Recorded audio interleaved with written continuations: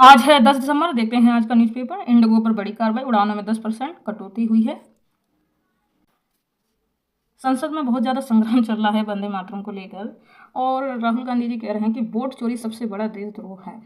क्या आपको भी लगता है? मुझे तो लगता है वंदे मातरम से ज़्यादा मुझे देशद्रोह वोट, जो कि हम सब नागरिकों का एक कर्तव्य है, और हमारे वोट किसी चोरी में चले जाएं तो मुझे तो आपत्ति होगी। आप भी ज़रूर बताना। चलिए आगे देखते हैं हम लोग। 2036 तक हर 7 में एक भारतीय होगा वरिष्ठ नागरिक। कैसे? देखते हैं। देखिए, देश की आबादी तेजी से बढ़ी है, ठीक है। सरकार का अनुमान है, यहाँ पर देखेंगे। देखिए 10.16 करोड़ लोग थे 2011 में 60 साल से ऊपर, ठीक है, और 22.74 करोड़ लोग होंगे 60 साल से ऊपर 2036 के आंकड़े हैं ये दोस्तों। मतलब 9.5% होंगे बुजुर्ग 2050 तक। कुल आबादी में नीति आयोग का अनुमान लगाया गया है दोस्तों, ठीक है। इस डाटा को आप नोट कर लेना, ये डाटा ऑथेंटिक होता है। 2050 तक हर पाँचवा भारतीय बुजुर्ग हो जाएगा। 2050 तक हर पाँचवा भारतीय बुजुर्ग हो जाएगा। इसको हम पूरा देखेंगे। साल 2023 में नीति आयोग ने बताया था कि दुनिया भर में वरिष्ठ नागरिकों की आबादी तेजी से बढ़ रही है। भारत भी जन्मदर गिरने और स्वास्थ्य के प्रति जागरूकता की वजह से बुजुर्गों की संख्या बढ़ रही है। आयोग ने अनुमान व्यक्त किया था कि 2050 तक कुल जनसंख्या के 9.5% बुजुर्ग होंगे, जो फिलहाल 10% है। अनुमान है कि 2050 तक हर पाँचवा भारतीय बुजुर्ग होगा। इंपॉर्टेंट है, इसको बात को आप थोड़ा सा नोट कर लेना। देखिए इंपॉर्टेंट है, सौर तूफान अध्ययन में भारत के आदित्य L1 ने की मदद। आदित्य L1 की मदद से शोधकर्ता अंतरिक्ष में कई पॉइंट से कर सके हैं एक ही सौर तूफान का अध्ययन। भारत ने वैश्विक अंतरिक्ष विज्ञान में नेतृत्व क्षमता को किया प्रदर्शित। सौर तूफान के बारे में बड़ी समझ है। देखिए भारत की पहली सौर वेधशाला आदित्य L1 ने सौर तूफान को समझने में महत्वपूर्ण भूमिका निभाई है।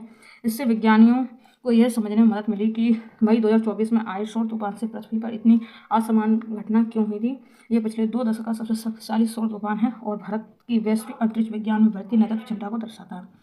तो आप अभी आपसे पूछ लिया, बताइए हाल ही में सौर तूफान अध्ययन में किसने मदद की, तो आप आंसर क्या करोगे? आदित्य L1, ठीक है। इस बात को आप नोट कर लेंगे। उत्तर प्रदेश में 27% मतदाताओं का नहीं मिल रहा है पुराना रिकॉर्ड। पूर्व में मुख्य निर्वाचन अधिकारी ने वर्ष 2003 की मतदाता सूची से दोबारा मिलान किए हैं। कुल जमागणना प्रपत्रों में मिले 18.48% अनुपस्थित, स्थानांतरित और मृत व डुप्लीकेट हुए हैं दोस्तों। ये तो बड़ी चिंता की बात है। चलिए आगे देखेंगे। देखिए भारत में 17.5 अरब डॉलर का निवेश करेगी माइक्रोसॉफ्ट। 17.5। और कल मैंने माइक्रोसॉफ्ट के आपके CEO का नाम बताया था, कमेंट्स में आप जरूर बताना मुझे।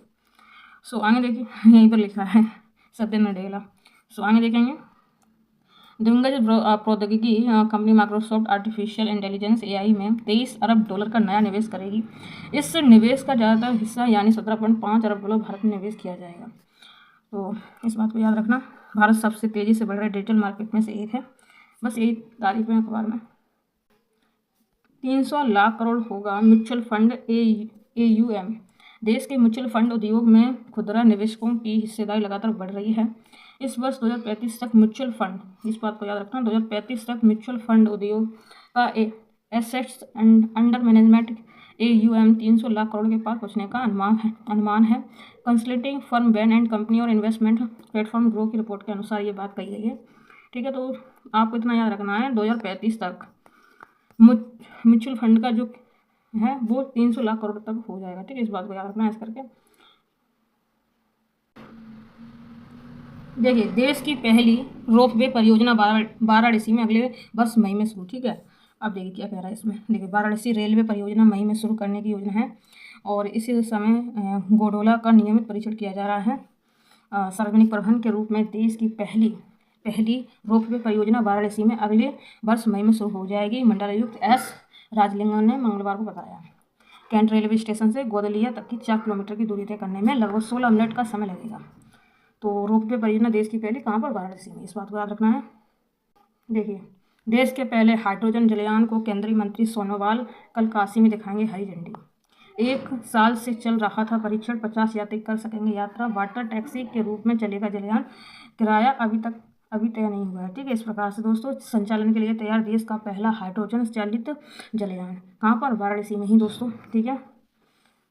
वाराणसी का ही है क्या, एक मिनट देखते हैं। देश का पहला हाइड्रोजन चलित जलयान गुरुवार को काशी में जनता को समर्पित किया जाएगा। ठीक है, काशी बनारस एक ही बात है। ठीक है, केंद्रीय बंदरगाह जहाज रानी और जलमार्ग मंत्री सर्बानंद सोनोवाल नमो घाट पर शुक्रवार को इसे हरी झंडी दिखाकर रवाना करेंगे। ट्रंप महोदय ने अब भारतीय चावल के आयात पर टैरिफ लगाने की धमकी दे दी है। सो देखिए, भारतीय चावल के बिना बिगड़ जाएगा अमेरिका का जाएगा। दुनिया के 67 सबसे स्टाइलिश सितारों में शामिल हुए शाहरुख खान। अपने पुराने मित्र भारत के पीएम मोदी से अक्सर करता हूँ बात, नेतन्याहू कह रहे हैं। इजरायली पीएम बोले, मुझे मोदी समेत कई देश और उनके नेताओं का अभूतपूर्व समर्थन प्राप्त है। नेतन्याहू ने कहा, हम भारत से अपने द्विपक्षीय संबंधों को और मजबूत करना चाहते हैं।